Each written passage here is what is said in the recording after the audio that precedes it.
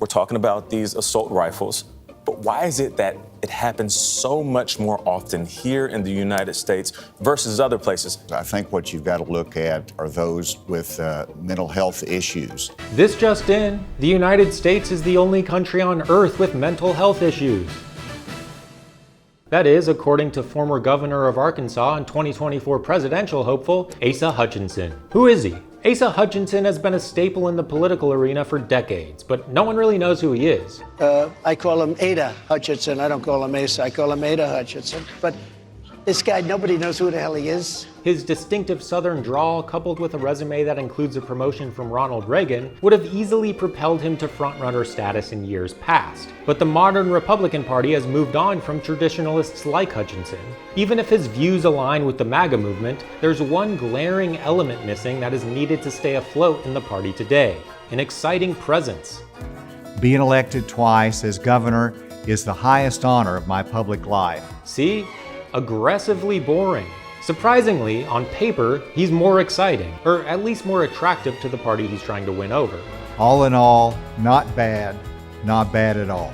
Hutchinson attended Bob Jones University during a period when the campus didn't admit black students until a year before his graduation. In 1971, the university finally ended its segregation policy, and it wasn't until the year 2000 that the institution finally abolished its policy against interracial dating. In recent years, Hutchinson hasn't shown any signs of regret about attending the university. He visited the campus as recently as February 2023, where he made a speech telling students they have an incredible opportunity at Bob Jones, and to stand for your faith and show love in your words and your action. Hutchinson went on to graduate from the University of Arkansas Law School, and just 7 years later, then President Ronald Reagan appointed Hutchinson as U.S. Attorney for the Western District of Arkansas. I asked Asa to serve as U.S. Attorney, and he did an outstanding job for me and the people of Arkansas.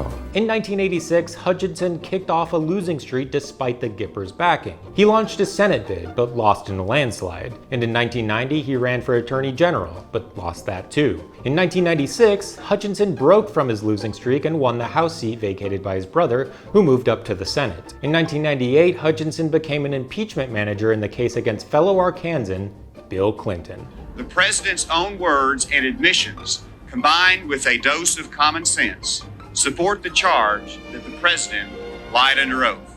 In 2001, Hutchinson was appointed by then-President George W. Bush to head up the DEA, and he later had a top spot in the Department of Homeland Security. In 2013, in the wake of the Sandy Hook school shooting, Hutchinson served as director for the NRA's School Shield Initiative. While the program had multiple objectives, one of its primary recommendations was to install armed guards on campuses everywhere. It's worth noting that despite the presence of armed guards on campuses in places like Parkland, Uvalde, Virginia Tech, and Columbine, mass shootings still occurred. Over the years, Hutchinson has been a strong voice for blaming the gun problem on anything but guns, possibly because the NRA has given Hutchinson thousands of dollars over the years and frequently endorsed his bids for higher office. So you're saying there's no place for any additional restrictions on guns in this country? Well, I don't think it's going to solve the problem of loss of life in schools. In 2014, Hutchinson ran for governor and won. 4 years later, he was re-elected. During his tenure, he defunded Planned Parenthood in the state and signed a near-total abortion ban with no exceptions for rape and incest. He also signed a bill allowing healthcare workers to refuse to treat members of the LGBTQIA+ community. But Hutchinson also departed from the far-right ideologies of his party in a few key instances. He rejected legislation that would have allowed businesses to discriminate against the LGBTQIA+ community, and vetoed another bill that sought to restrict medical care for transgender minors, which the legislature later overrode. And now, Hutchinson is running for president in a party where Trump fever persists. He's polling around 1% at best, and his pathway to the presidency seems to be shrinking as the days go on. He's only one of two candidates in the crowded field who have claimed they will not support Trump if he's convicted. Would you still support him as your party's choice? Please raise your hand if you would.